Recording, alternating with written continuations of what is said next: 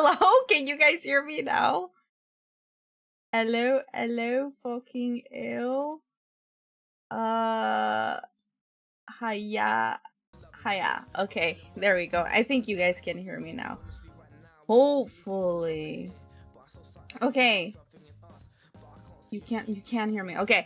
Okay. Hello everyone. My name is Tamashi, and all I gotta say is Tama Days. Yes, that is my catchphrase. Do not ask. I'm a grumpy Latina VTuber who lives in Japan, and I try to stream 4 times a week. On one of those days, I do political commentary called Tama Talks. I'm not using the right logo, however, my bad, y'all. But I do a political commentary called Tama Talks, where I speak on social issues that matter to me and should matter to you. On the rest of those days, I do variety streaming, and I'm weird and cringe and crazy. But this time it's different.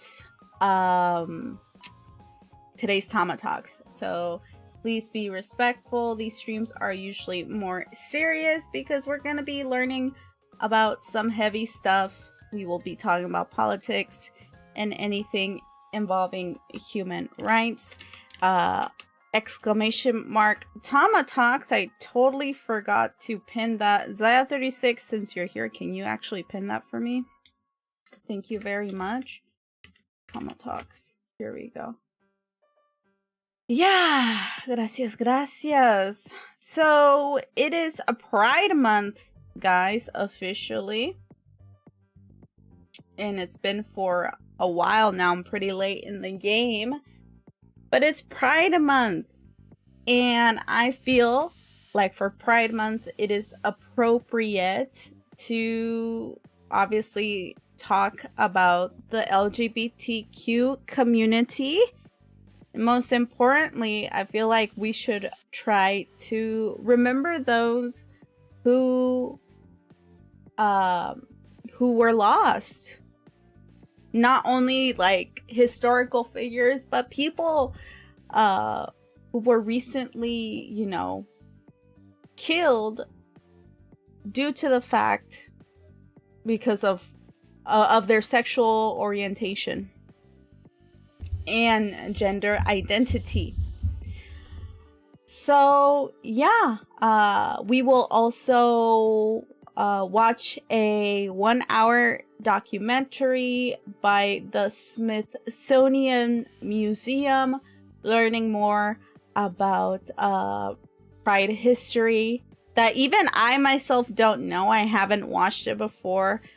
To give more background, for me specifically, guys, I was raised in a very conservative environment, okay? I was literally trained to believe that everyone who was like gay would go to hell. And by gay, like, you know, people in from religious backgrounds and minorities don't really know the difference between sexual identities and gender, so they think gay is the same thing as everything. But yeah, basically I was taught to think that anyone from the community would go to hell, and that has been my mentality until, you know, I've always questioned it, not gonna lie. I always questioned it. I was always someone that questioned everything. But if it felt right to me at that time, you know, at that time, I really wanted to believe in my faith, which was, I was raised Catholic, then I turned Christian, and then now I'm like, I'm not religious anymore. But yeah, I was very intense with my religion. So, because I had the fear of God within my soul, within my tamas, I truly believed like that people different from me would go to hell. Although I still believe that people deserve to live the way that they wanted. Like, I don't think it's cool to just discriminate someone. So it's kind of weird. I'm like, you're going to hell, but That's your God-given right, god damn it. That's your goddamn American right. And yeah, a lot of people, even my parents, would still disagree with me, but you know, it's weird. I still think that's like homophobic and transphobic and all the phobics, and I'm not gonna hide that. So it's kind of weird. By the time after the BLM movement, that was like my official, I'm not going to church anymore, and I denounced like religion. Because I just saw how racist everyone became after the BLM protests. Basically after George Floyd was murdered. That's when I saw like my church's true colors. Like they were mocking the poor guy and anyone defending his honor, basically. Yeah, they were mocking us, and I confronted them on Facebook. Back in the day, I used Facebook. Yeah, it's true. And they just kept giving me like all of this racist rhetoric, you know? That they didn't give a fuck that man was suffocated, and his last words were him calling for his mother. They had no empathy, and I was like, shit. You know what? Because of you specifically, Christian woman that I'm talking to you from on Facebook from my church, you will be the reason why I will never step foot in the Seventh-day Adventist Church. That was like the specific denomination I was a part of. Never again. Never again. And ever since then, like, bro, I have like I had this paranoia, you know, like I had nothing. At that point, it felt like I had nothing to live for, because that's the only thing that kept me going was my religion, right? But since I was questioning things even more to the point where I didn't even want to go to church anymore, you know, it was a very scary time. So I moved out of the States. Now I live in Japan, like I said earlier.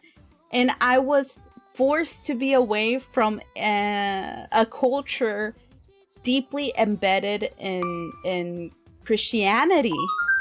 Your lovely bunny, hello, how are you? And thank you for being third. Welcome to Tama Talks, where I speak politically. Please read the pinned, and yeah, enjoy the show. Right now I'm giving background on my on my views on the LGBTQ community. I used to be a bigot. I was raised in a very religious conservative environment. After BLM, I realized how racist the motherfuckers in my church were, and I left the church. After that, I moved to Japan around like what, 6 years ago? I don't even remember. Six, seven. I'm so sorry. Bunny, ignore that. Ignore what I just did. Yeah, I moved to Japan and I was forced out of that religious environment. Because American culture is deeply embedded in Christianity, unfortunately.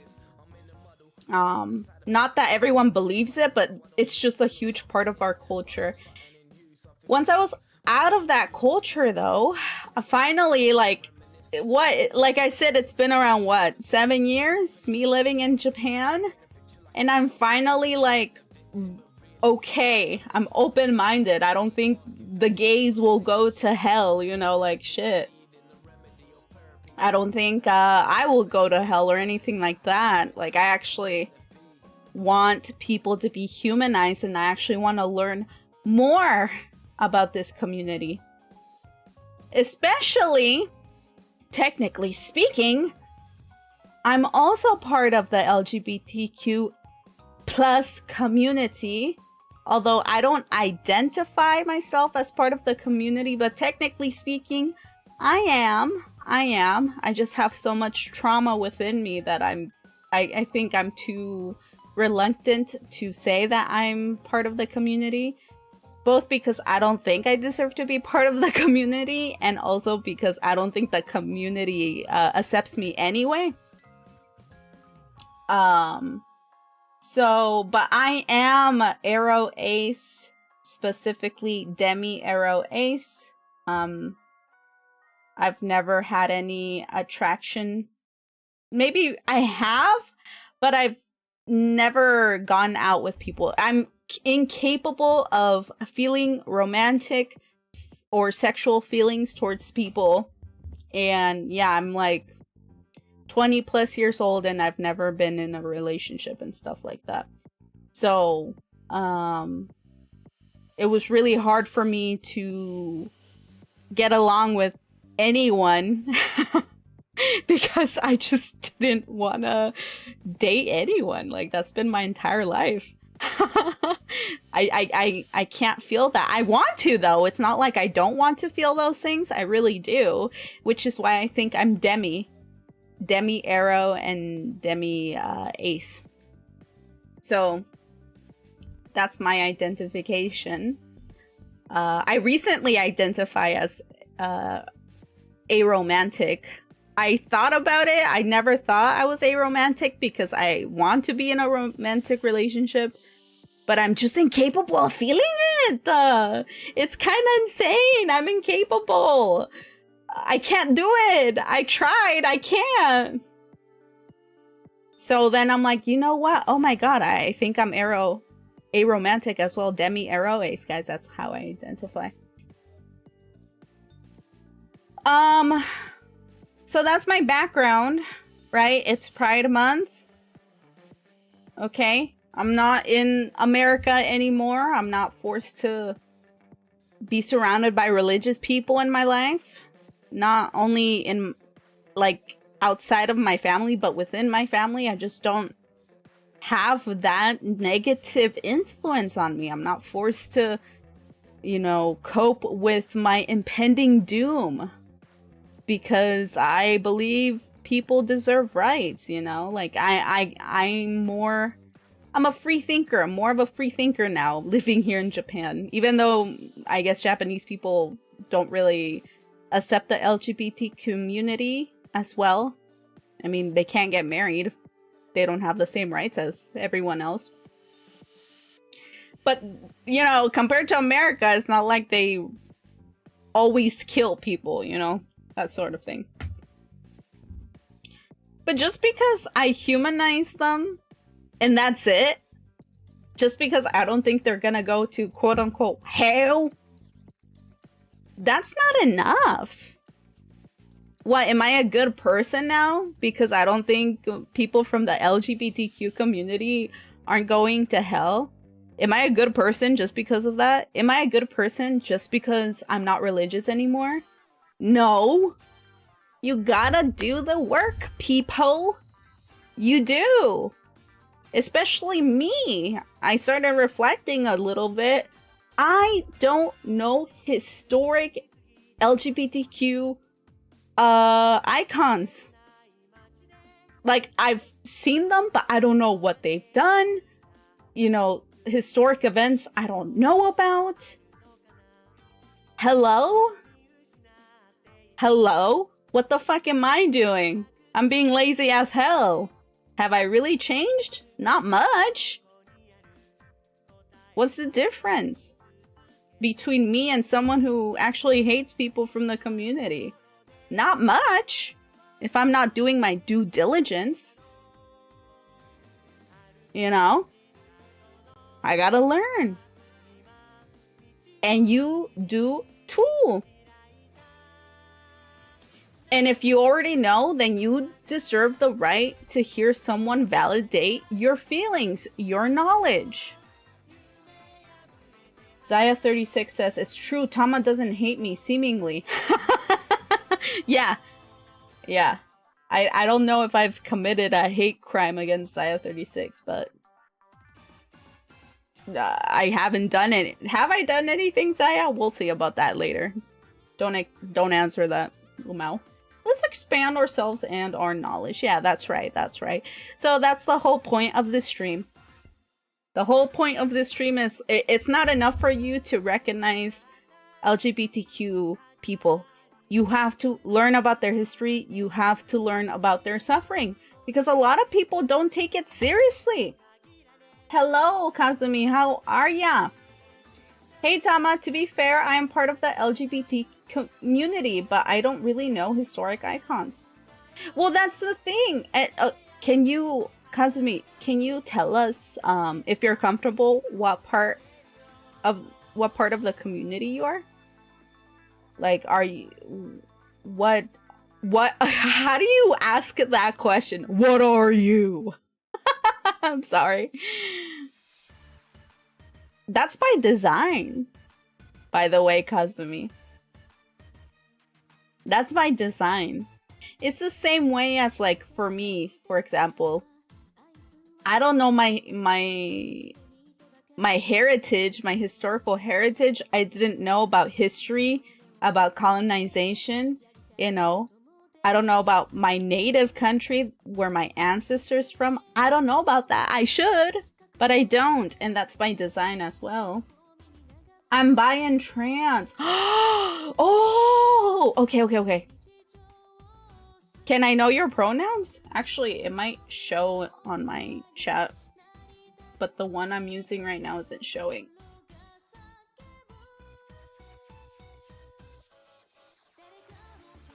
She, her. Okay. Okay, this is good. You can also help me, you know, help us know more about like your opinion and stuff. It's by design, Kazumi. It's by fucking design that we don't know shit about ourselves. We don't know shit about our history, you know, both in LGBTQ communities and also racial communities. It's all by design, which is why it's so scary.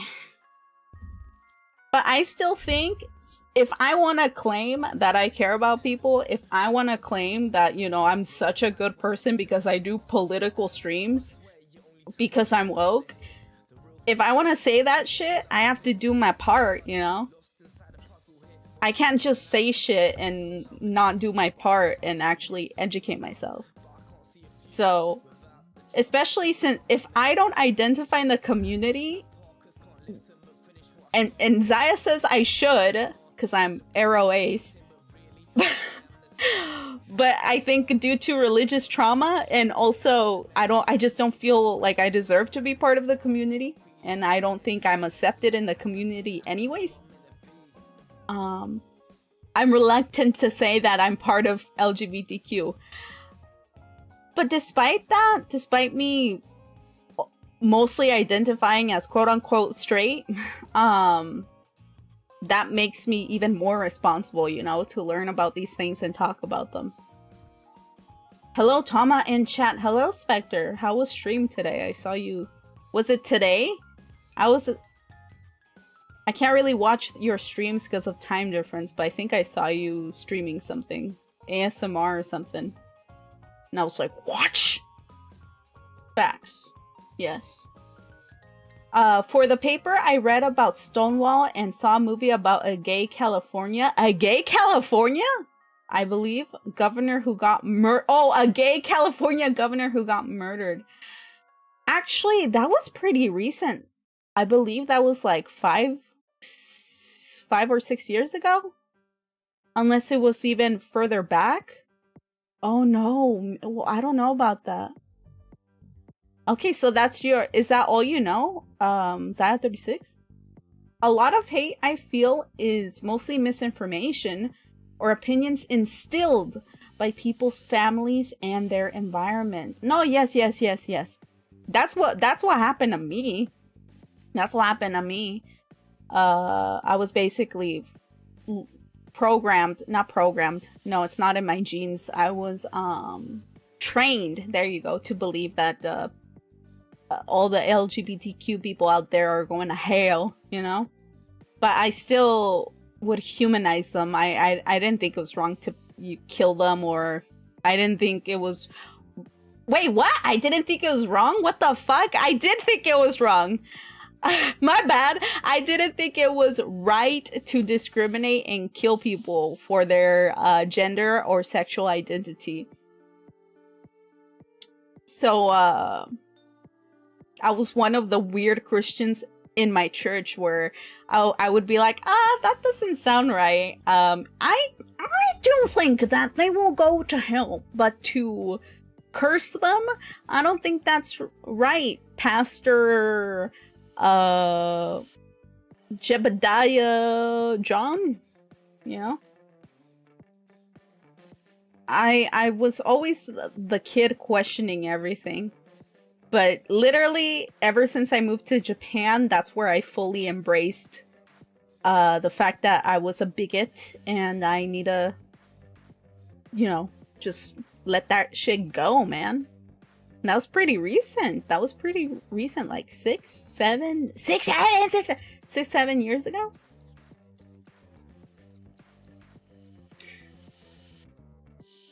Doing a test stream, but plan on doing it for real today. Let's go. Let's start streaming, y'all. Something before that, yeah. I feel bad. I haven't been here for a bit, but I'm trying to pop in more now. No, you shouldn't feel bad. Do what you guys need to do, man. I understand. If you want to watch a stream, you can watch on YouTube. So I post the... Well, actually, I dual stream, so the VODs will automatically be uploaded to YouTube. Don't worry about it. Don't worry about it. That's the most of what I know. I've forgotten a lot of stuff as well. And I barely know anything. And that's what we're going to do today. I want to remember those who were lost and make some good talking points. So, first of all, here, let me look at my notes here. One thing that was normalized, especially back in my day when I was a child, because before, you know, before everyone realized that it was wrong to discriminate against those in the community, there was a very common phase back in middle school for me where, you know, you would say the F slur, or you would just call someone gay if you thought they were lame. That was just super normal to me, and I would always say it. And it was so normalized, and then at some point, by the time I was in college, I believe, that's where people couldn't say that anymore. Like, it was socially unacceptable. And I do believe it was because I think at some point, when was it, Obama legalized same-sex marriage, and that was a huge society shift at that time. That was like 10 years ago, over 10 years ago, I can't remember. So during that shift, right, I feel like we're regressing on that. I feel like part of culture, of discriminatory culture, where, you know, you say jokes to put someone down, and that joke usually involves a specific group of minorities. And something that I participated in was, you know, basically thinking that making fun of someone based off of their sexual orientation or gender identity was a funny joke. Especially if you look at comedy movies from like 10 years ago. Just think of a comedic movie, a comedic show from like 10 years ago. There's going to be a trans joke. There's going to be a gay joke, okay, where it was just that normal. It was all over media. And something that people don't realize is that jokes can be used as a form of dehumanization that can just normalize violence. A lot of people don't realize that jokes can be harmful. Okay? It was basically, yeah, like Zaya's saying in chat, it was built into the culture. for us, like, we basically normalized dehumanizing those in the community, in the LGBT community. Now, I really want to show an example of that to you guys through Comedy Central. To be honest, comedy, or what's it called? Is it Comedy Central? I forgot what the channel is called. Okay, this is from Comedy Pod's channel. But, I mean, comedians all the time would do this shit where they love making trans jokes or gay jokes or even racist jokes. That was just like a normal thing. And so I'm laughing because it's kind of scary to realize that I, at some point, thought that was just so fucking normal. It's not normal. It's not. But at some point, I truly believed it was. Like, I wouldn't even bat an eye. I would laugh at it. I would participate in it. Let me move this here. Boop. So, whoa! Why is Dave Chappelle, like, fucking overtaking my goddamn screen, bro? Whoa! My bad, y'all.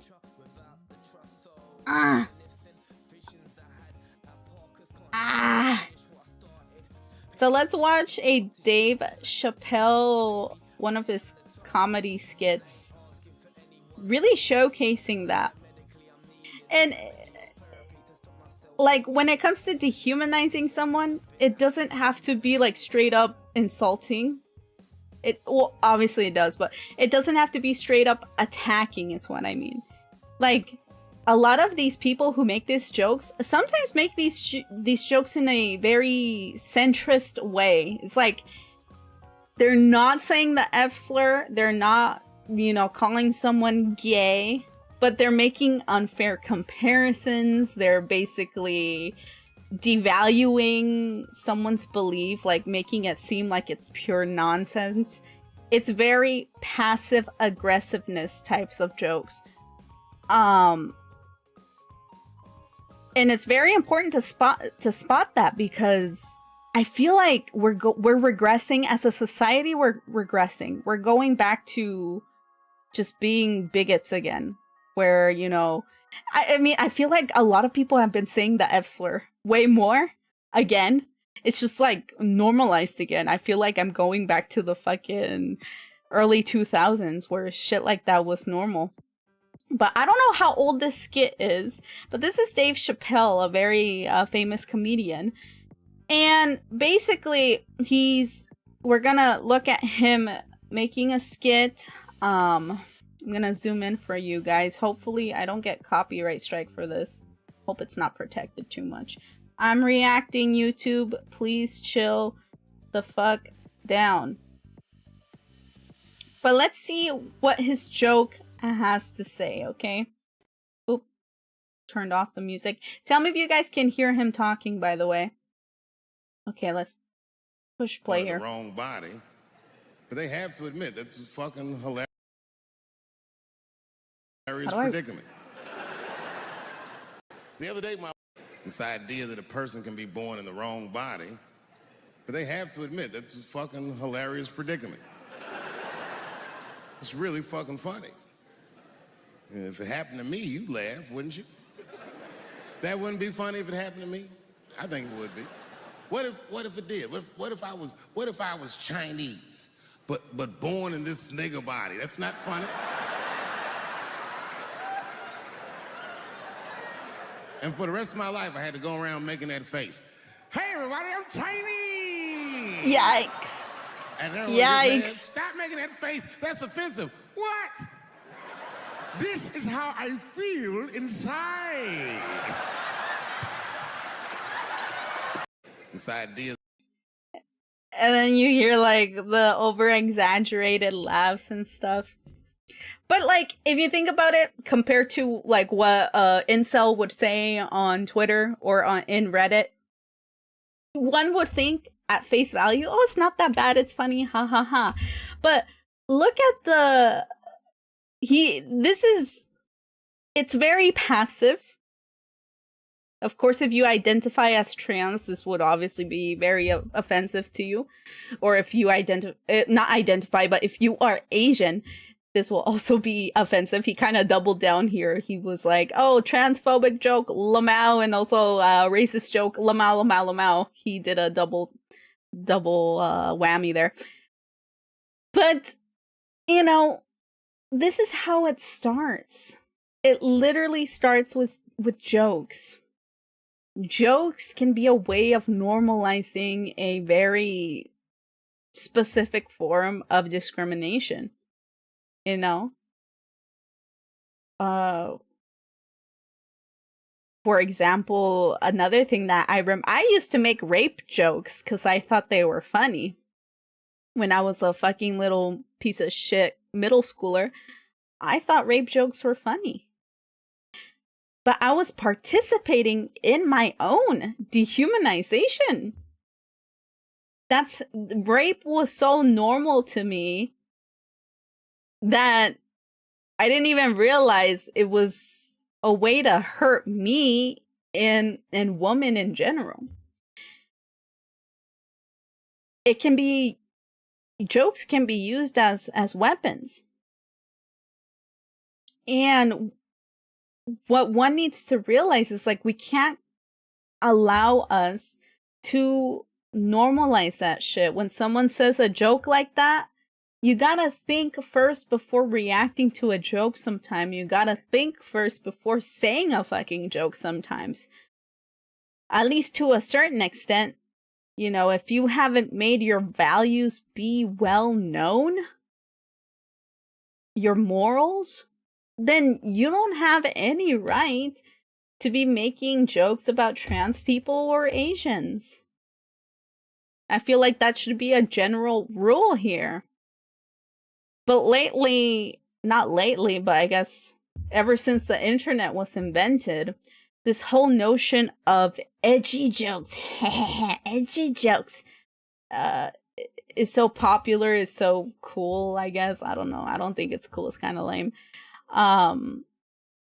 Is just normalized, you know. If someone gets offended about it, you're just a fucking snowflake. It's just people don't realize that this can be used as a weapon. Hello, Ali. Thank you for checking in. Oh, hello, Nola. I didn't see you there. You're purple. I'm dually offended. I'm trans and half Chinese. I'm so sorry. Kasumi, I'm so sorry. Yeah. I literally said, if you're trans and Asian, this will literally piss you off. But literally to those who don't identify with those two things, they think this shit is hilarious. And that's where people who don't identify as either of those things need to fucking use their brains a little bit. Need to realize, hey, this can really cause a lot of damage to someone. Not only, like, obviously physically, but mentally. And did I say I'm not late? Okay, no, it's okay. You don't have to, feel bad about that. It's a form of a weapon, because when you normalize making fun of a certain group, you also technically normalize violence. And I want to show you guys of that, because recently there was this clip going around of a streamer. I don't believe they're trans. I think the streamer's actually a male who identifies as a male, who dressed up as a woman as a joke and went to go flirt around with guys to record their reaction. And this is what happened.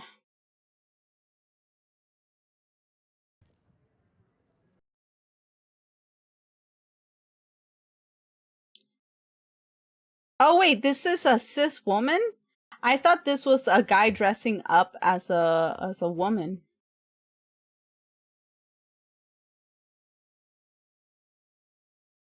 Who's Vlad NLC? Oh, this is in Ireland. Oh my god, I thought Ireland was... Oh, I thought they were... Whoa, what the fuck? Here, give me a sec. Let me look this up. I need to verify my sources here. Either way, it's wrong. This person is cis, okay? They don't identify as trans in any way or form, okay? But I'm not sure. I need to make sure, like, who they are, what they identify with. No, yeah, they're a cosplayer. What is their gender? Yeah, they're a male. They're a cosplayer, which is why they're dressed as this. Let me see. But they got punched in the face. They were recording themselves. Here, give me a sec.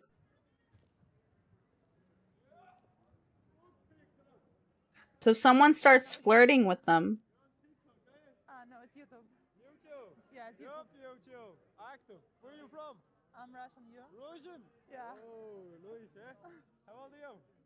23. You? 23, yeah? I'm 20. Nice to meet you. What's your name? Natalie. Natalie, yeah?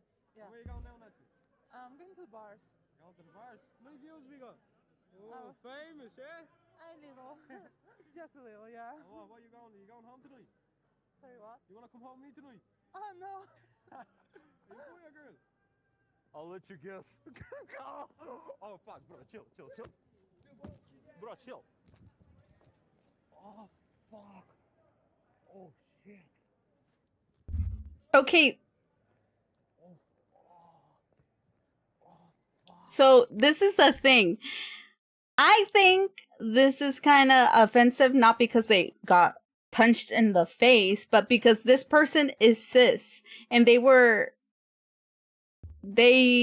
obviously made it into a joke. They thought it was funny to reveal their real voice and be like, oh, what do you think, Lamau? I tricked you.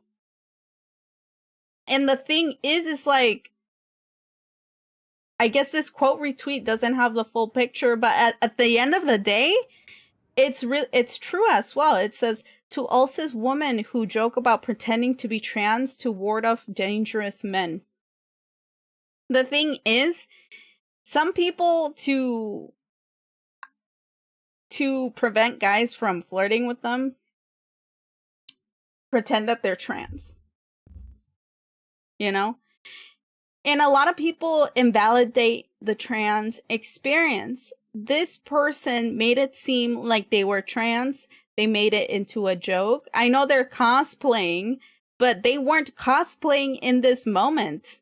You know, they turned it into a fucking joke, and a transphobic person punched them in the face.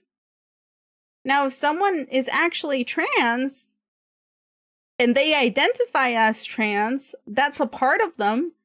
That's their humanity. They're not making a joke about themselves.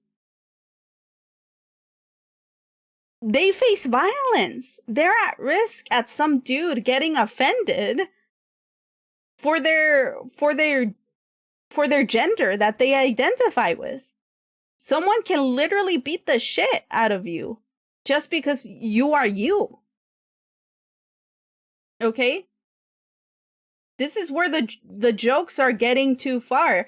Jokes end up promoting violence. Hello, CJ. How are ya? Thank you for coming back.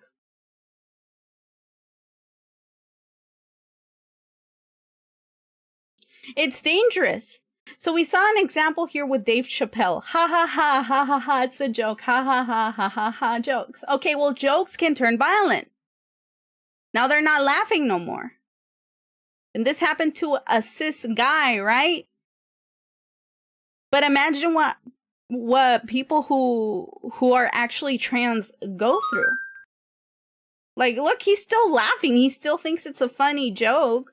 But with this action, he just validated a bunch of trans people's experience when they're, you know, out doing work. They're trying to look for love. Imagine you're trying to look for love and then someone fucking punches you in the face. They're trying to have a good time. If it's a stranger, why prank them? Well, they catcalled them first. And, well, yeah, that's the thing. They could have just been like, no, buddy, sorry, I'm a guy. I'm cosplaying. But no, instead they went up to the guy and started like flirting around and stuff, and then revealed their voice, and they thought it was a funny joke, and they got punched in the face. The thing is like, you can't just cosplay as a trans person whenever you want to, and then invalidate like an actual trans experience. Ironically, they ended up showing how dangerous it is for you to be trans, because you can be having a conversation with someone, you can tell them you're trans, and then they can just fucking punch you in the face if they want to. It's very dangerous. So this is a very good example of jokes immediately turning into violence. Now, I also want to look at the statistics here when it comes to, you know, violence against trans people. Here, let me turn on the music for a bit because it's a bit too quiet. My bad. I get nervous without sound on. There we go. So, before I start reading this, let me read chat. My bad, y'all. But like pranking people, you have to know the person. You have to know if they can take it. If it's a stranger, why prank them? I don't know. I guess it's just like I guess he thought of it in the moment and he thought it was super funny. I don't know. It's literally because they don't think that trans issues are like trans lives are important. I feel like if someone who respected trans people were cosplaying, they wouldn't do that. But someone who just doesn't see trans people as human, I think it's easy for them to make jokes about it and also try to prank someone about it because ha ha ha, no one wants to date a trans person, am I right? That's the joke. That's the joke. No one wants to date a trans person. That's the fucking joke. And that's not a funny joke. It just dehumanizes people. So whether the person can take it or not, I don't think in this case that should even matter. They should have just ignored the guy and continued walking. I don't know. Like, he made that joke. They made trans people the joke in that moment. Let's see what Kazumi says. Fortunately, I've only had one instance of harassment and the people are going through court now. Congratulations. The people are going through court now for the charges, but it's really hard trying to date right now. Someone reaches out or is messaging you and it seems like you are hitting it off. And then they ask you if you're trans and either berate you or block you or walk away. No, yeah. No, yeah. I'm sorry you have to go through that, Kazumi. It's hard. It's fucking hard. Imagine that, like, someone just doesn't want to give you a chance. Ever. Because that's not the norm. And it's like, well, you were interested in me before knowing my story. Yeah, yeah. The thing is like, people can also just reject you respectfully. And you know, usually people reject someone because they're not interested and they say it respectfully, or because you do something wrong. But in this case, they're just rejecting you because of who you are and what you identify with. And that's discriminatory. It's just so normalized. It's not fucking fair. Especially when people make like these dumbass jokes about it. It's like, haha, no one wants to date trans people, lamau, lamau, lamau. That's not true, of course. And Kazumi, that's not true. We're just surrounded by assholes. That's the thing. That's the truth. That's the fucking truth. As Zaya says, it's just horrifying to see nothing done. Wow. Seeing nothing done about that punch as well. It was just accepted. No, yeah, he thought it was normal. He was like, Lamau. Like, the cis guy who got punched in the face thought it was hilarious. He was still fucking laughing about it. It's like, how is it so ingrained in our culture to disrespect someone like that? To just punch them if you don't like them? Hello? I would like to look at some statistics about violence against trans people. So we talked about jokes. That's basically normalizing it in our culture, normalizing, you know, disrespecting trans people.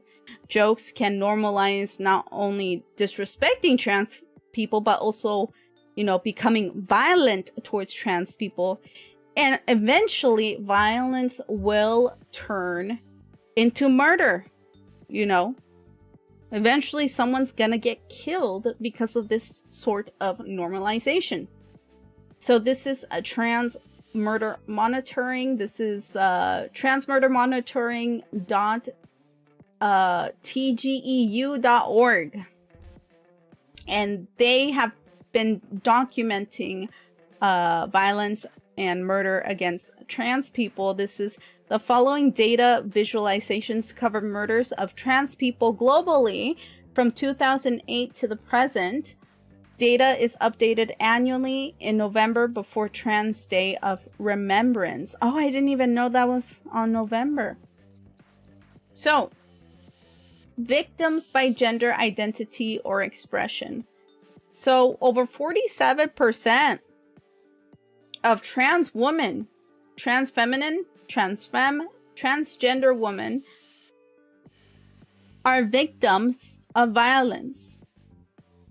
Okay, and that it's over 2,000 people. And to many, that might not seem like a lot, but it is a lot. Again, you guys shouldn't be expecting, like, I don't know, 500,000 people being killed, because mathematically, okay, trans people are a minority. They're minorities, okay? There isn't... here's another thing that pisses me off. People act like those from the LGBT community are the plague. Like they're overtaking the world. They're overtaking, I don't know, media, yada yada. That's just not true, okay? If you're seeing them more in media or whatever the fuck, it's because they're being humanized, okay? They're not being left in the dark. They're not being shunned for existing anymore. You know, it's just like when black people were finally shown next to a white person. White people weren't used to that shit, and they thought that black people would overtake the world, like the plague as well. They still think that shit, sadly. But just because you see people that you don't identify with or can't relate to more in media, is just humanizing them. It's trying to normalize you thinking they are fucking human, goddammit. And this is a big number, by the way. 2,000 people is over 2,000 people is a lot of people, okay? And over almost half of those people that have been victims of this sort of violence are trans women. Almost 1/3. Like 30% of those people are transvestite. Some just identify as trans, over 1,000. Transsexual woman, 322. This is by gender identity or expression. Now, this specifically here makes me very sad. This is victims by age range, okay? Look at this. 10 to 14 years old, chat. 10 to 14 years old. Okay, 14 kids have been killed because they identify as trans. That's insane to me. 14 kids? A 10-year-old was killed? You're trying to fucking tell me a 10-year-old was killed because they wanted to identify as trans? The fact that a 10-year-old has been killed over that should just fucking make you go insane with rage. Like, one is too much. Now, 15 to 18, it increases. These are still kids, by the way, teenagers. Over 200 teenagers have been killed for being trans. Now, 19 to 25, this is within my age range. Over 1,000, okay? 26 to 30, 817. 31 to 40, 946. 41 to 50, 358. 51 to 60, 108. Unknown. Unknown. Almost to 2,000 people. Victims by race, unfortunately, Black and POC people are more at risk of being killed for being trans. So it's sad because even within minorities as well, it gets more, it gets dangerous. And these are Black and brown victims, by the way. So if you're a minority and also a sexual minority, God fucking damn it, you're most likely to be killed. Of course, more than white people. Victims by occupation, mostly sex workers. Activists, what the fuck? Hairdressers, stylists, beauticians. Unknown and not applicable. Over 3,000, over 50%. Don't identify with any of this. Hello? And you know why? Because if we go back to the age range, a lot of them are preteens or those barely starting their adult life. Of course they don't have occupation. They haven't even had the chance to get an occupation because they were fucking killed.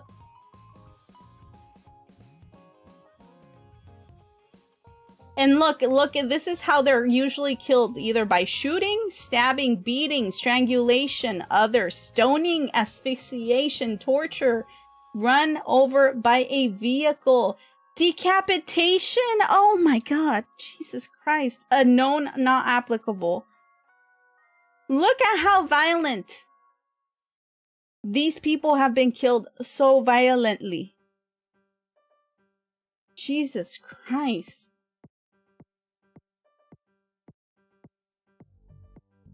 Kazumi says, a lot of us also aren't even trying to shove it in people's faces. We are just trying to live our fucking lives like everyone else. Spectre says, I noticed, for example, that people are complaining that movies, events, companies are forcing wokeness and or LGBTQ. But I feel it's because of this same reason. Lots of people set in their ways that are willing to harm others who think different. But then those people don't understand that all the jokes in media over the years was forcing hate. Exactly. Hello. Oh, hi, Andre. How are ya? Welcome to Tama Talks, where I speak on social issues that matter to me. Today we're talking about, victims of hate crimes, specifically those in the LGBTQ community. Please read the pinned and enjoy the show. All hate crimes, that's insane. Yeah, it's not like shit, man. This is insane. And what makes me so uncomfortable is the is these 14 kids that were killed, man. These 14 kids right here that were killed. That stresses the fuck out of me. Thinking that they were killed by one of these things right here is just, it stresses me out. It makes me sad. It shouldn't be acceptable. But look, we have fucking assholes here thinking it's funny. But when you make those shitty jokes, you can normalize their death as well. Hate methods, that's right. And then the media will try to say they can't find a motive, like these crimes aren't brutally targeted. No, that's true as well. Now we're looking here at murders now, okay? Let's also look at someone named Jonathan Josh. Some of you guys might recognize this person from The King of Hill. He was the Indian guy from The King of Hill. And also the Indian guy from Parks and Recreation. The casino owner in Parks and Recreation. So this is Jonathan Josh. Okay. One day, his house was fucking burnt down. He didn't know why. Okay. And I would like to look at the news report of the first instance of that happening to him. And it's gonna be very important. I learned about what happened to him last year, and I wanted to talk about it during Pride Month. I never got to. But now, obviously, now I'm gonna talk about it. Now, a year later, give me a sec, because a lot of people didn't give a fuck. A lot of people didn't give a fuck, and it pisses me off to this day. But yeah, all of a sudden, his house was burnt down. Okay, now let's look at the first reporting of that. Joss, I do film and television. I'm the voice of John Redcorn in King of the Hill. Yes, I'm the voice of John Redcorn in King of the Hill. While I was out of town, it was vandalized. They took wires out. They knocked my pole down. So the city, no electricity, no gas. So in order to stay warm, we did the best we can. I was just told that one of my dogs died. This is a house I grew up in.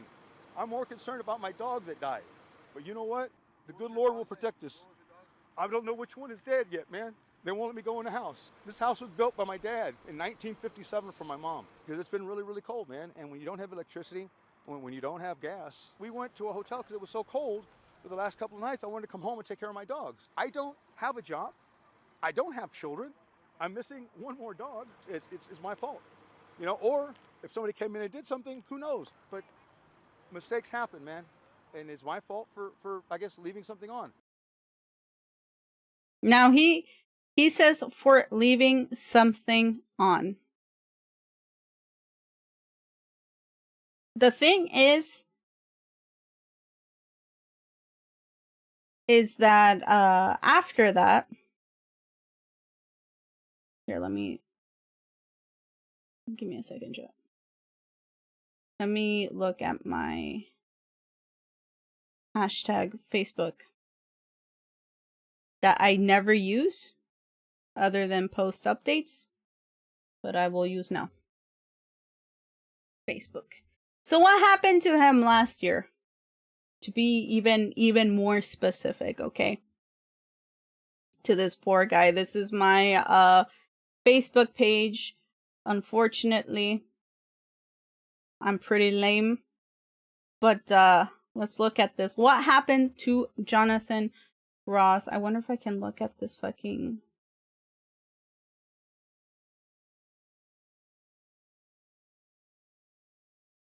this specific post here.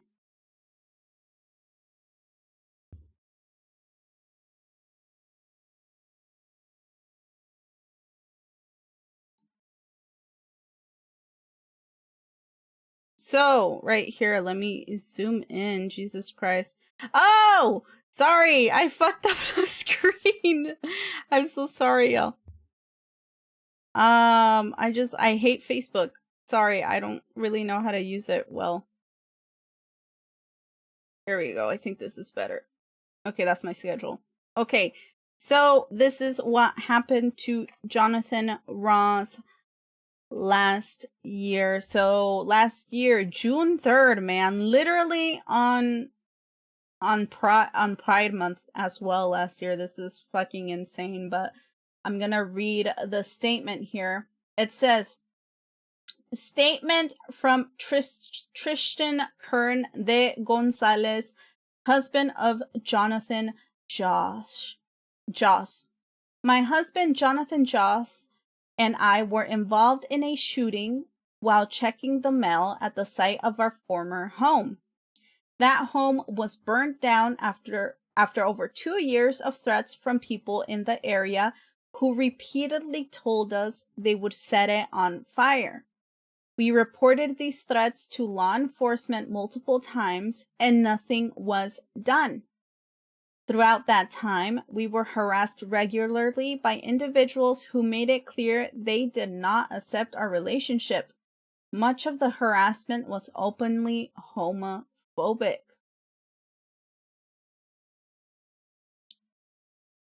When we returned to the site to check our mail, we discovered the skull of one of our dogs and its harness placed in clear view. This caused both of us severe emotional distress. We began yelling and crying in response to the pain of what we saw. While we were doing this, a man approached us. He started yelling violent homophobic slurs at us. He then raised a gun from his lap and fired. Jonathan and I had no weapons. We were not threatening anyone. We were grieving. We were standing side by side. When the man fired, Jonathan pushed me out of the way. He saved my life.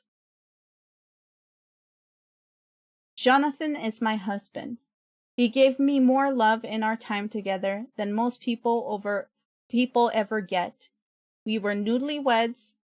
We picked Valentine's Day. We were in the process of looking for a trailer and planning our future. He was murdered by someone who could not stand the sight of two men loving each other. I was with him when he passed. I told him how much he was loved. To everyone who supported him, his fans, his friends, know that he valued you deeply. He saw you as family. My focus now is on protecting Jonathan's legacy and honoring the life we built together.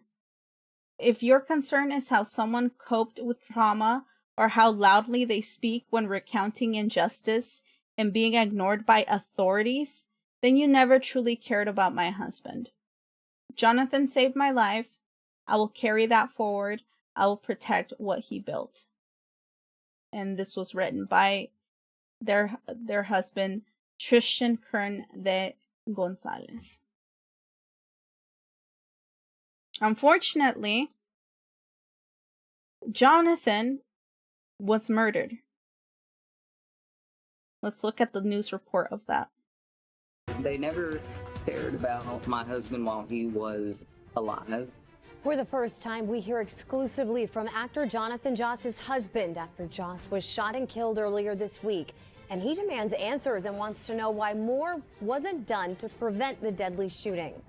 Thanks for joining us for News at 6. I'm Mandy Noel. We sat down for an exclusive one-on-one interview with Jonathan Joss's husband, and he wants to talk about how the case was handled and has been handled by police. News 4 San Antonio's Taylor Whartonby is live tonight. After doing today's interview, tell us about what all he said. Mandy, the husband of Jonathan Joss, Tristan Kern de Gonzalez, says despite police saying they found no evidence of this being a hate crime, he still thinks not enough was done over the past 2 years. And he says this wasn't the situation and wasn't taken seriously. Jonathan was killed not only for being in the LGBT community, but also for being an Indigenous man. Tristan Kern de Gonzalez, Jonathan Joss's husband, spoke out saying the death of his husband wasn't just a tragedy, but failure of the system. Almost 2 years, longer than that, Jonathan and I tried to go through the proper channels, make the reports, and nothing was done or taken seriously. We obtained this video that shows Joss yelling at someone in the neighborhood. We also know police had been called out to the address more than 60 times over the past couple of years. Tristan says he also tried to make reports to the San Antonio Police Department and wonders why more wasn't done. They never cared about my husband while he was alive, so I really don't expect them to do much now. But first and foremost, I think that they are just trying to cover up the fact that they did nothing after repeated pleas for help. The San Antonio Pride Center in our community say they've seen a high rate of violence against LGBTQ plus people, specifically against Indigenous and those of color. No one should have multiple calls, safety calls, wellness checks from our public safety institution result in them still being murdered by gun violence. Yeah. We reached out to the San Antonio Police Department regarding these claims, and we are waiting to hear back. Although earlier in the week they said there was no evidence this was a hate crime. For News 4 San Antonio, I'm Taylor Whartonby. The man accused of killing Joss is now out of jail. He posted bond and walked out of the detention center. That's insane to me. Not only do they say there was like literally no evidence that this is a hate crime, despite them repeatedly contacting the police, saying that they've been threatened many times by their neighbor, and nothing ended up happening. And now they're like walking free after murdering this poor man. For being part of the LGBTQ community, but also for dating a trans person. I'm sorry, marrying a trans person.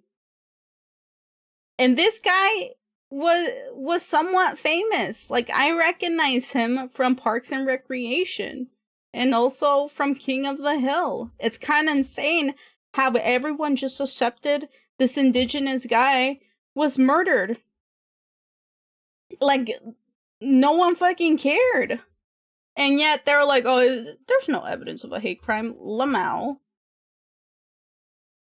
What is there to prove? Okay, well, obviously, the many calls that they fucking asked you. The guy was interviewed when his house was burnt down. Like, how, hello? There's no evidence that repeated threats and yelling of slurs, one of which being yelled as he was being murdered, was a hate crime. Yep. Looking with their eyes closed. Yeah, just ignoring the evidence right there on their face. About 2 hours ago, it was just before 4. News 4's Phil Sterling is live. You were there when it happened, Phil. Bring us up to date. That's right. Sigfrido Alvarez was arrested on Monday and he was granted bail the same day, but just a few hours ago, as you said, he walked through those doors that you see behind me here at the Bexar County Jail. Now, when he did, he walked out wearing sunglasses and a mask. 2 others were with him. One was holding an umbrella to hide him from our cameras. And when he ran, so did we. I asked him what he thought of the allegations just before he was shuffled into a car which sped away. Before coming to the jail today, I was able to talk to one of Jonathan Joss's brothers, but he felt uneasy about the case, so he didn't want to be on camera. George Gonzalez says he loved to hear his brother bring up some of the work he'd done, like playing John Redcorn in the show King of the Hill. John would break into that Redcorn voice from time to time. People thought it was hilarious. Though Gonzalez hadn't talked to his brother in 8 years because of a family dispute, he fondly remembers Jonathan. He was giving. He enjoyed making people happy. Especially his fans. In that business, you're paid for autographs, you're paid for photos, and people would sneak up behind him and take a quick photo, and I'd try to stop him and say, hey, this is his business, and he'd say it's okay. Gonzalez's brother says that although he heard reports of Joss acting erratic, he says his family has no history of mental illness. Phil Sterling reporting live, News 4 San Antonio. Joss was also on a podcast last weekend during a trip to Austin. The podcast mainly focused on Joss's role in King of the Hill, but he did speak about when his house burned down in January. My closest friend said, Jonathan, we know you set that fire. We know you did it for the money. I said, guys, my dogs. We're there. I would never hurt my dogs. Yeah. I would never light my dogs on fire. Yeah, no kidding. Joss also made several mentions of his love for his husband. It was one of his last public interviews before his death over the weekend. San Antonio police are partnering with Pride San Antonio to host a community forum following his death. Pride San Antonio says the session will give police a chance to answer questions, listen to concerns, and share updates with the community. Police say they know many people in the LGBTQ plus community may be fearful right now. The forum will be at the New Living Spiritual Center main auditorium on Donaldson at 6 p.m. tomorrow. Thanks for joining us. I'm Mandy Noel, and we continue coverage now into the shooting death of actor Jonathan Joss. The man accused in the crime, Sigfredo Ceja Alvarez, was just released from jail. We were there as Alvarez was released from the downtown detention center a few minutes before. I can't believe he was released and then they just didn't investigate. They let that guy walk free without any consequence. What the fuck? I don't know, was he actually persecuted for this? Like, I just don't understand. For just about an hour ago, he faces a murder charge. He's accused of shooting and killing Jonathan Joss. News 4 San Antonio's Phil Sterling is live downtown right now. Phil, you are one of several reporters there as he was released. Bring us up to date. Mandy, Sigfredo Alvarez just walked out of the Bexar County Jail about an hour ago that you see behind me. Here's the video. He walked out with sunglasses and a mask. Not only that, but two other people were with him. One was holding an umbrella to hide him from our cameras. And when he ran, so did we. I had to ask what he thought of the allegations just before they shuffled him into a car, but that's when the car sped away. Now, Joss's family was much more open and actually sat down. They're just repeating the same thing. I don't know if he was actually arrested or not. Like, if he was actually charged. But it just made me really sad that this guy, basically, I grew up with this guy. And he ended up getting murdered anyways. Like, people really don't care about the indigenous. They don't care about those in the LGBT community either. It was pretty fucking scary. Because this guy, you know, was a part of many people's lives. But no one gave a fuck. Like, I never heard anything after this. Did anyone know of him? I don't even know. Like, was justice served? It just makes me really sad. Here, let me see. Jonathan Joss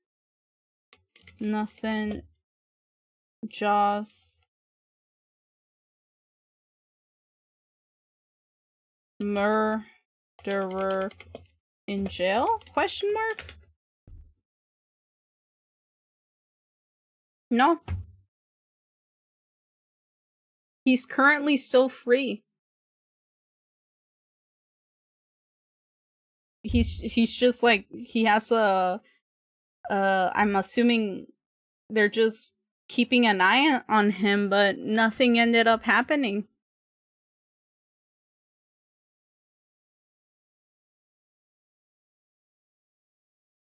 The bro is free. They killed this man and Jesus fucking Christ. Insane. Insane.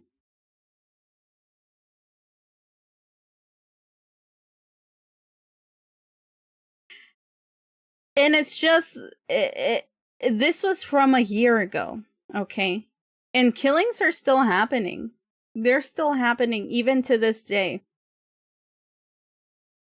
I believe about a month ago, someone else was killed. And that someone was Juniper Blessing. Very beautiful name. A student from UW who was fatally stabbed and was remembered for her magnificent voice. This was literally last month. And it was really sad, a sad story. I heard of it. That she was literally just doing her fucking laundry, and then someone stabbed her over 40 fucking times. So, Savannah Rutherford said her private vocal student, Juniper Blessing, could use her magnificent voice to sing anything, whether she was tackling a Mozart aria or a song from a Disney movie. Boycott Disney, by the way. Blessing meticulously studied to improve her technique, even when she was being pushed out of her comfort zone. When somebody would suggest a new song, she'd have iffy feelings about it, Rutherford said. After a few listens, she'd understand why she was given that song. Blessing's musical talent has been referenced in tender messages left by friends, classmates, and family members since the 19-year-old's death last week. Blessing, a sophomore at the University of Washington and transgender woman, was found stabbed to death in the laundry room off her off-campus apartment building on May 10th, literally last month. A 31-year-old Bellevue man, Christopher Leahy, has been criminally charged with murder in connection with Blessing's death. As of Monday, King County prosecutors said there's currently no evidence that the killing was motivated by hate. However, if new evidence emerges pointing to a hate crime, prosecutors could consider additional charges. It's just very insane to me that they keep saying the same goddamn thing. There's no evidence of a hate crime. I just don't understand that. It's like very clear that if she wasn't trans, she would most likely still be alive. How can they say that? Why is that the first thing that they say as well? While there's still an ongoing investigation, they literally just always throw that out the window immediately. Hey, oh yeah, there's no hate crime evidence. There's no hate crime evidence. Why is that the first? You can't even, how can you rule that out so easily?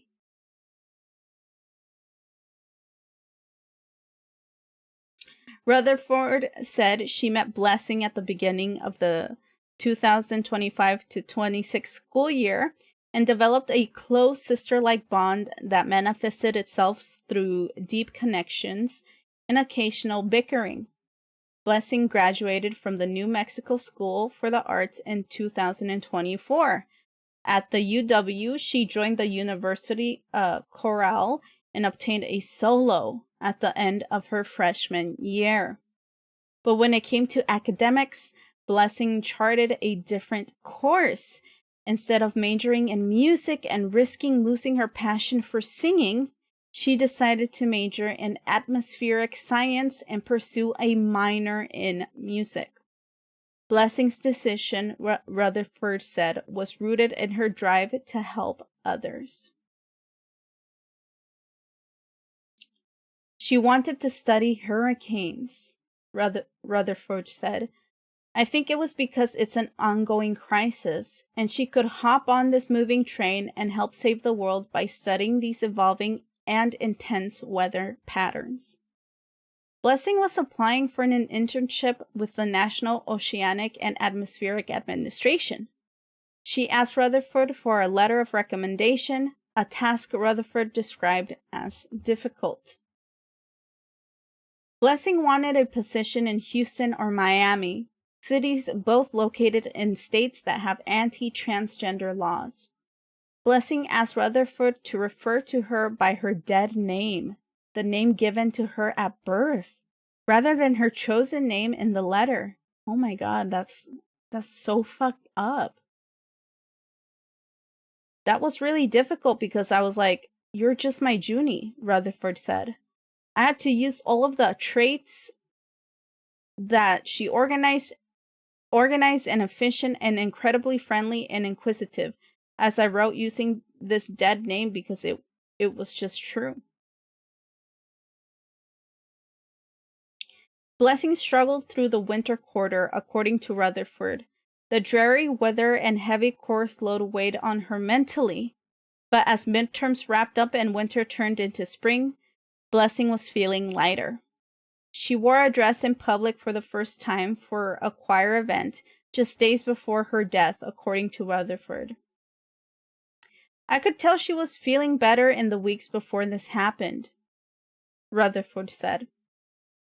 A hometown mourning. A booklet stuffed with messages from Blessing's friends and high school classmates lists the passions of a young woman they remember as intelligent, talented, and sensitive. Blessings loved shopping for jewelry and perfume. She adored squirrels, moths, Pokemon, and blue jeans. Juniper could make a good time out of anything, one note reads.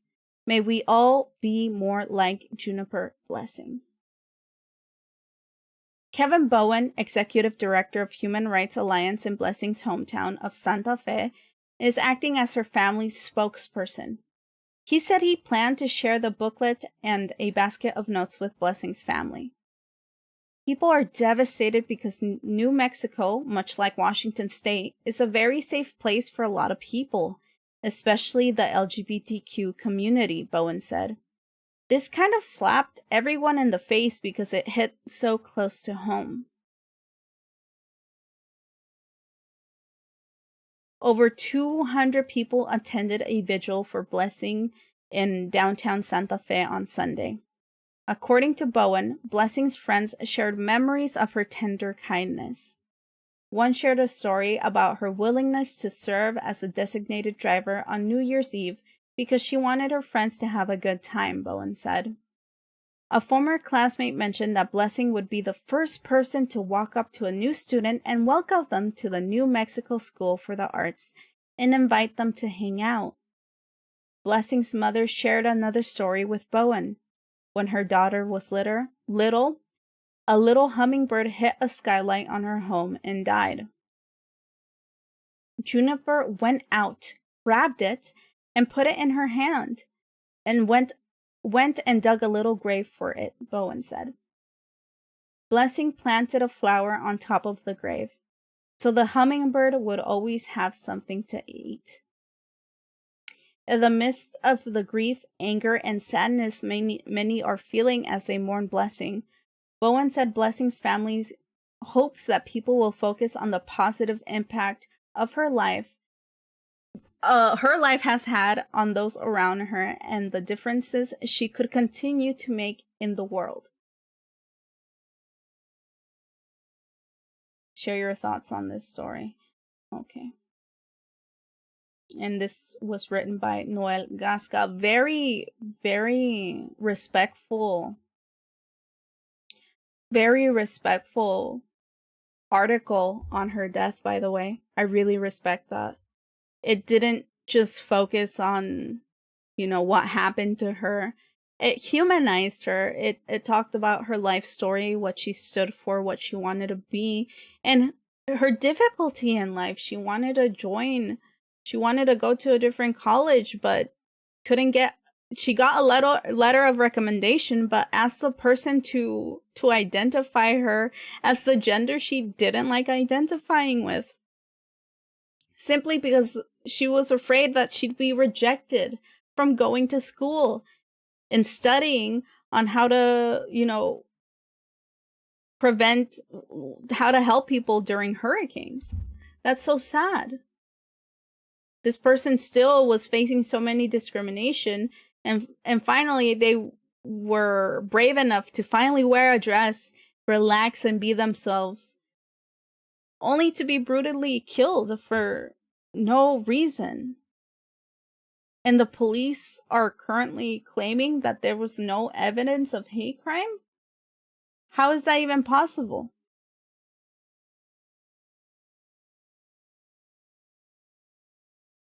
She was known for her beautiful voice as well.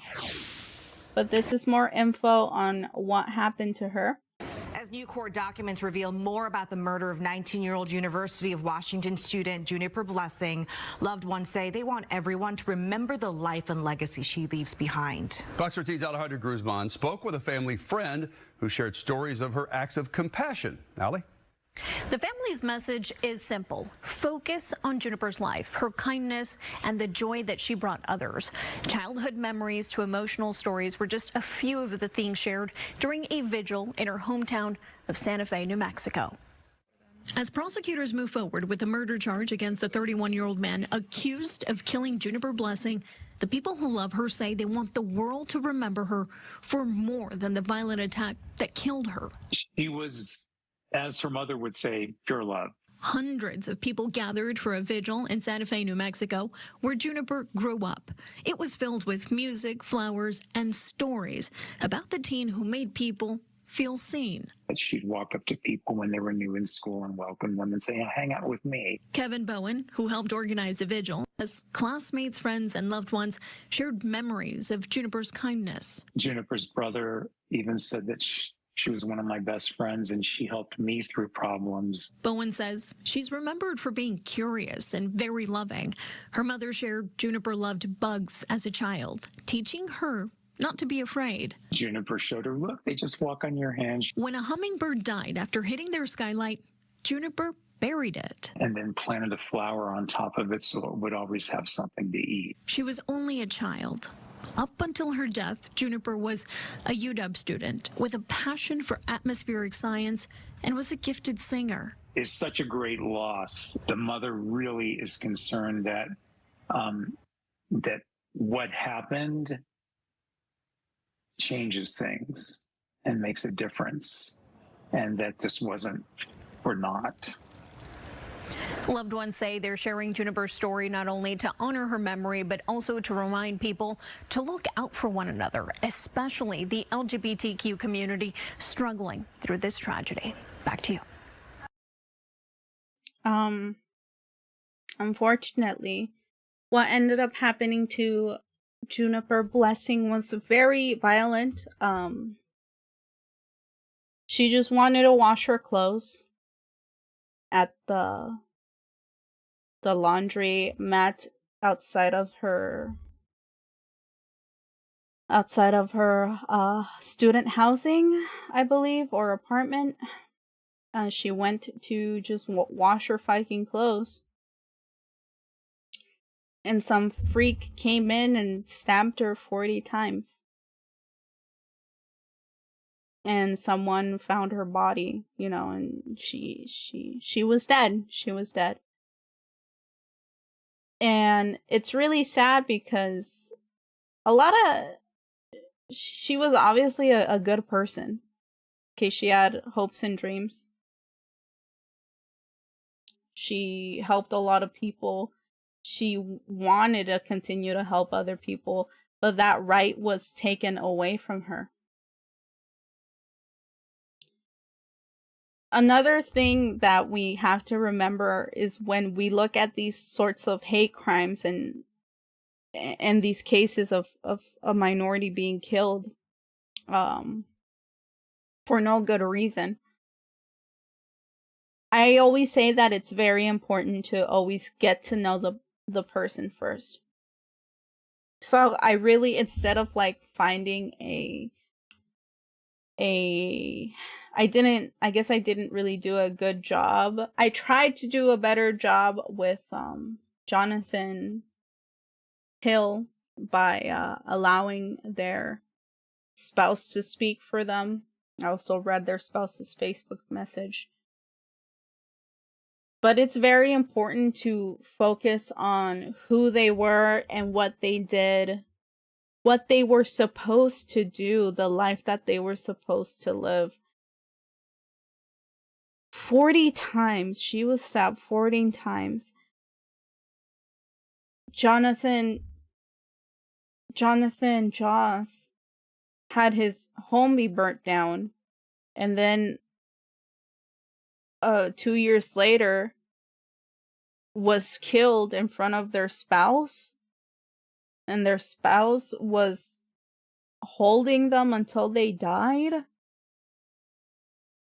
No one cared.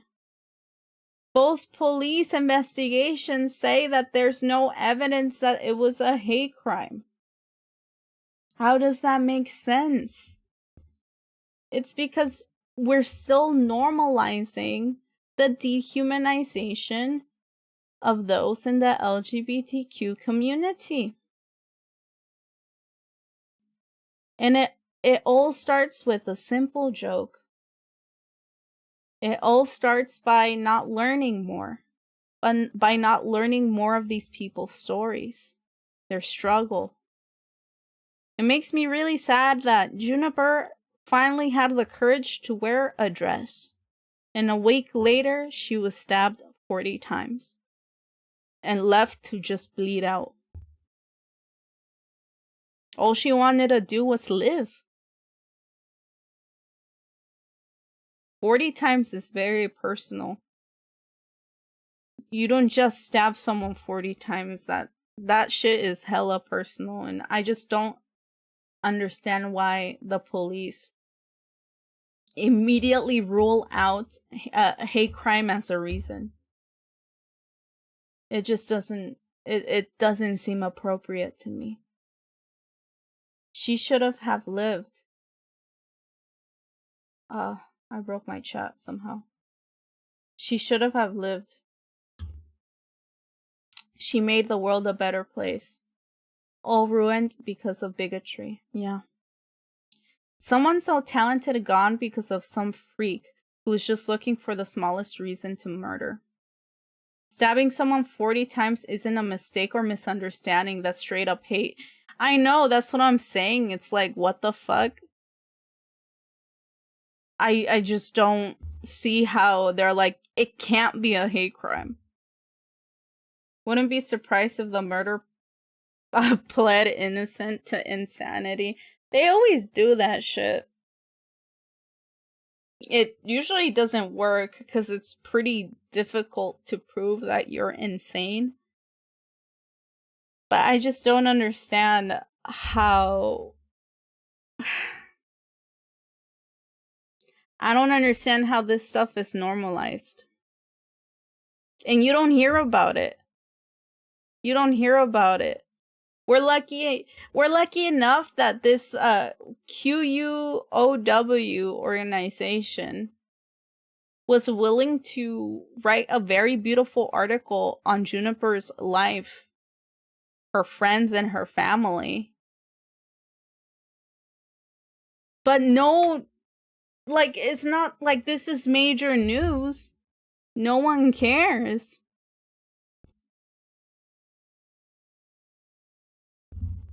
No one legit cares.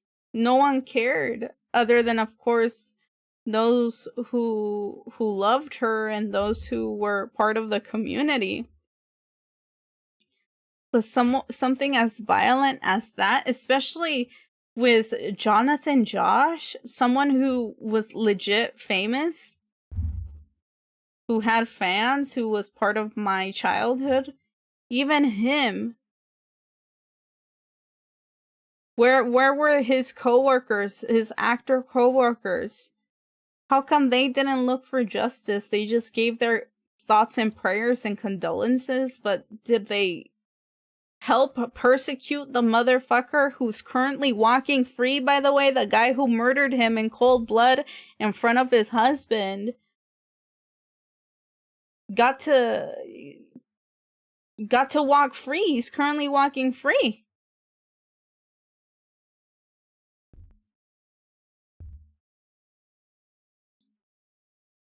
What is being done here? No one knows about this stuff. That's why it's important to talk about it, because where's the justice? If this happens to him, it's definitely gonna happen to you. You don't even have to be part of the LGBTQ community. If some motherfucker thinks you're trans, if some motherfucker thinks you're, what, gay, if you reject someone because you are gay or they think you're gay, I guess that's the right for them to kill you and have the police not give a fuck and say that it's not a hate crime. This affects all of us. What can be done? What can we do? And of course this makes many people sad, including myself, right? Like, some people feel discouraged, but it is also important to see historical icons, especially those from the LGBTQ community, what they did, the struggle that they went through to further normalize and help those live the way that they are living right now. Of course, people are still being persecuted, like we have seen here. People are still being abused. People are still being killed. People are still making fun of those who just want to live their life. But something to encourage you and me, okay? We can learn about history and how much things have actually changed. And how we should continue that change, encourage that change. We gotta learn history, what was done right, and continue the positive impact of that history. Sorry, I'm having a little stroke here.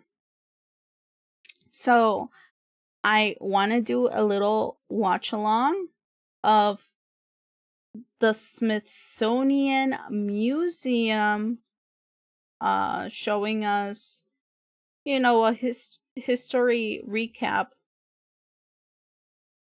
of those who helped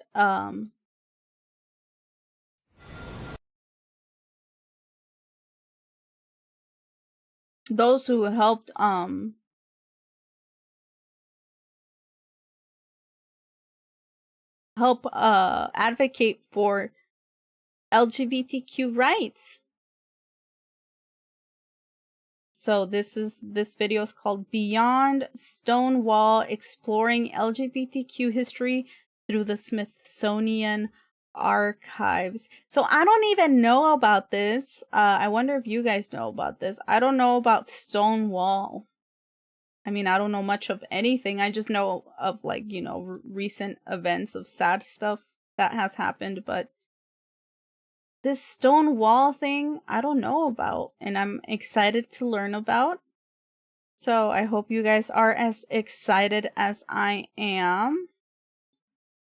And for Pride Month, for this little Pride event thing that I'm doing right now, I would also like to invite someone who does identify in the LGBTQ community.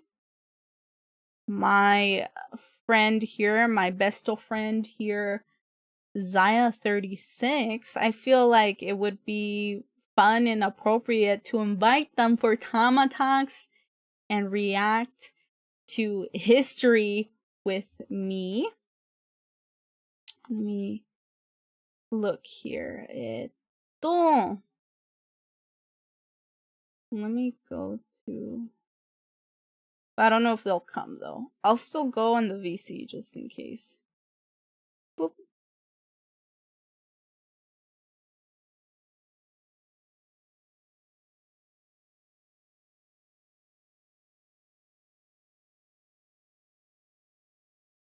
We'll see if they join though. Boop. Hey, welcome in, Zaya. I don't think they can hear you though. I don't even think they can see you, bro. Say.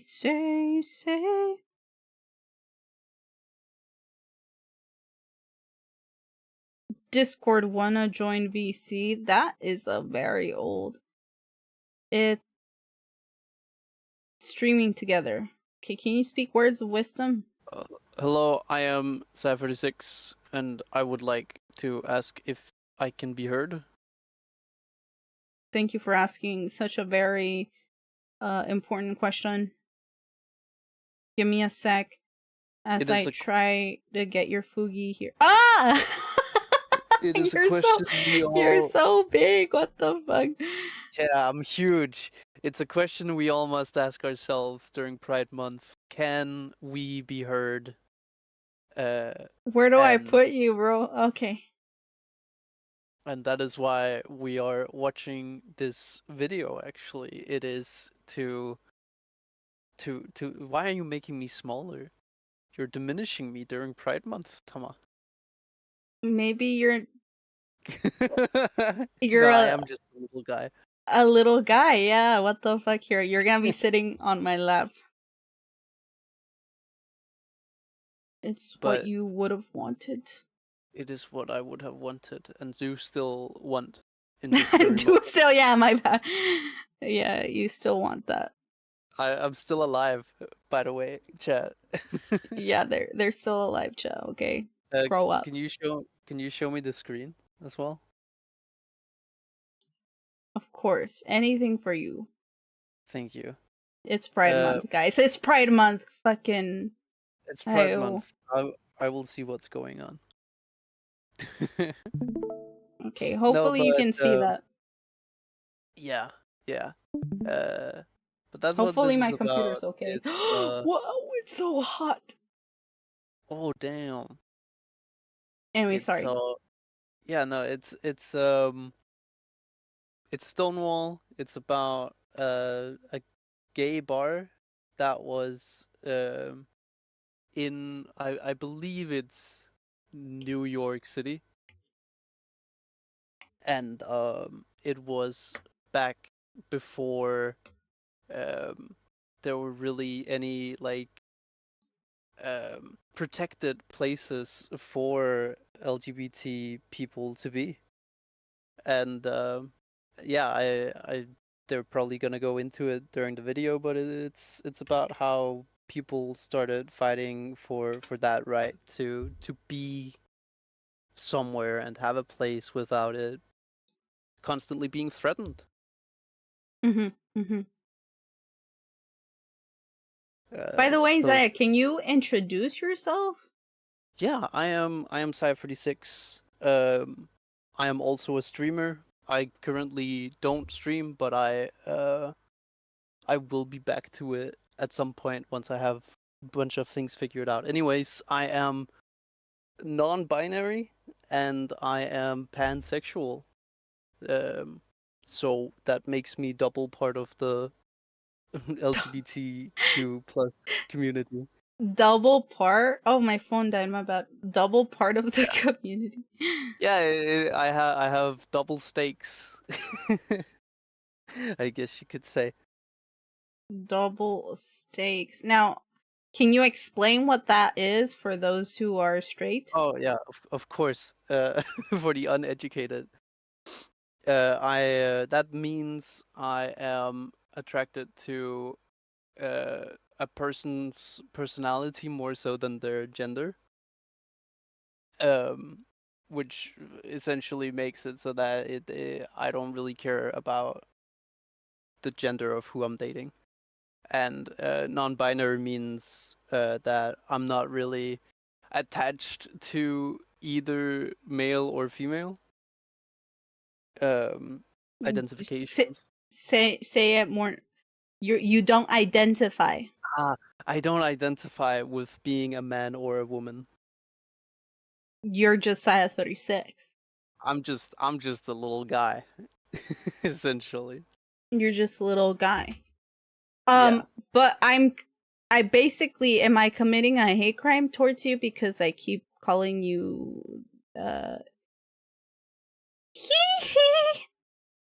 No, not really, because I have I have made it publicly known that I do accept any pronouns because while I don't really like identify with them, I also kind of don't mind being called either or. Either or. Yeah. You have a preference though? Nah, I'm kind of up for anything. They're up for anything. Okay. The thing is many people do mind. Yeah. So you gotta be careful, chat. That's why you always have to ask what someone's pronouns are if you don't know. Yeah, for the for the mental health and security of whoever you are talking with. Yes.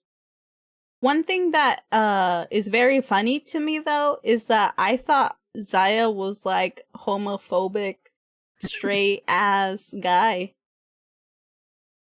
I was afraid of Zaya because they would always make gay jokes and stuff, and I was like, this straight motherfucker saying these things. How dare they? When they're so straight and they're not. They pretend to be in a gay relationship with one of their friends. Yeah. I was like, how dare they say that to Homer? How dare they? For the longest time, I thought Zaya was like homophobic, and then it turns out I was homophobic. Well, not really. Not really. You were just being protective, but like against someone who you were trying to protect technically. I didn't know. But I think that's what's so funny about it is that Zaya's like, compared to someone who's actually straight, like, very far from it, you just have that straight dialect, I suppose. Yeah, I'm used to masking myself and blending in with straight cis men. Wait, but are you masking right now? No, right now I'm not masking. Usually online I am not masking at all. Oh, but in real life you are masking. Yeah, because for my own safety and convenience. And convenience. I feel like you're more feminine than me. Personality-wise. Probably, yeah. Why are you saying probably yeah? How dare you? Because there are times where like I don't feel comfortable saying like the B word and stuff. I feel like you yell it sometimes, and I'm like, yo, what the fuck? That's right. Actually, Zaya has yelled at me for being sexist. Yeah, you're a misogynist. I'm a misogynist. I'm sorry. I don't know. I use it as a way to make myself powerful. Okay, make me feel powerful.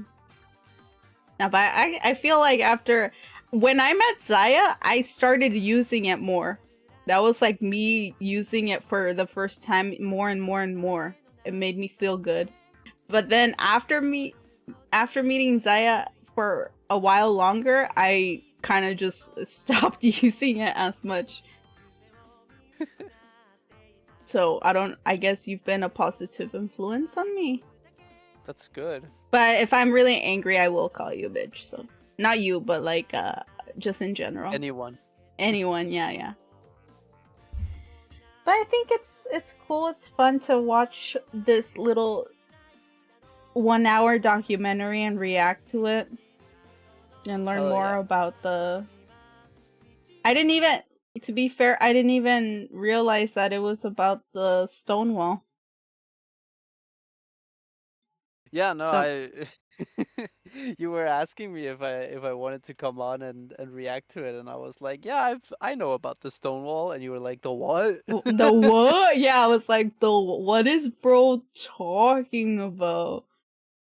I was like, what the fuck? And no, literally, this is about the Stonewall, so I feel pretty dumb right now. But yeah, let's watch it. Can you see it, Zaya 36? I can see it. Tamashi 33. Can I just say something? And this is gonna, I mean, I feel like this is important to talk about during Pride Month as well, but there's been a lot of pink washing done by Israel and those who are pro-Israel. Basically, pink washing is using the LGBTQ community to basically support genocide and dehumanize Palestinians and anyone else that is seen as an enemy by Israel. They keep throwing around propaganda that Muslim women and those who are LGBTQ are persecuted by Muslims all the time because of their crazy religion. Not all countries are like that. Not all Muslims are like that, of course. Of course, there's exceptions, but not everyone is like that. And one thing that people say when condemning Hamas is, how dare they be violent and fight back against their oppressors? I didn't know that Stonewall was the start of like people finally retaliating against the fucking police. And this would be like a pivotal moment in LGBTQ history. Yeah, and like even like, them. Even then, you could also see that the police had to make up fucking stories about why they were arresting people, because it was like illegal arrests. Like even then, they were still doing that. So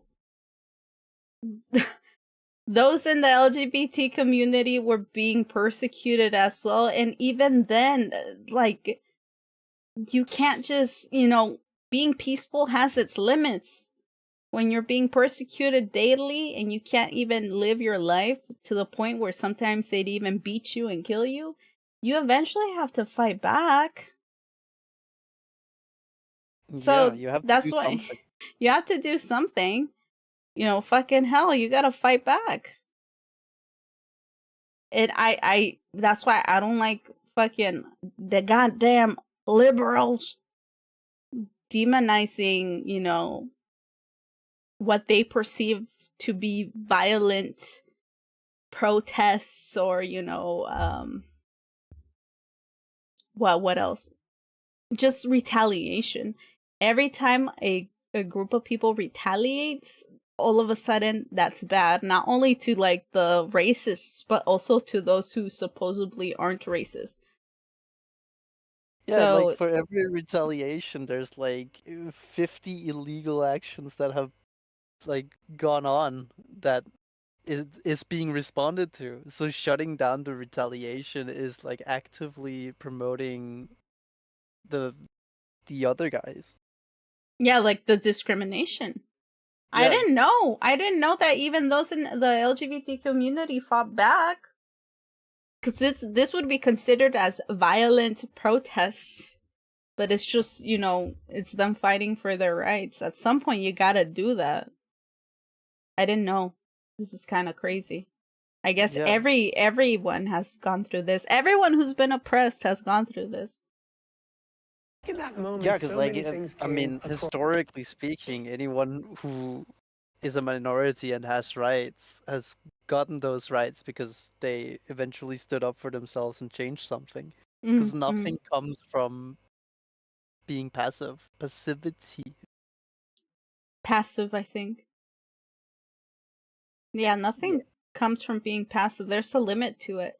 Everyone wants everyone to be Gandhi or basically Gandhi. In Japan, they always talk about Gandhi and they always focus so much on how Gandhi did non-violent protests. It is such a huge thing here that they teach the kids in my middle school. They're like, yeah, Gandhi was well known for non-violence. He was such a good guy because he did non-violent protests. Everyone, it's just very intense how media in our schools and the government try to brainwash us into thinking that those who do respond respond to violence with violence, for some reason that's demonized. You cannot defend yourself for some reason because that is considered violence.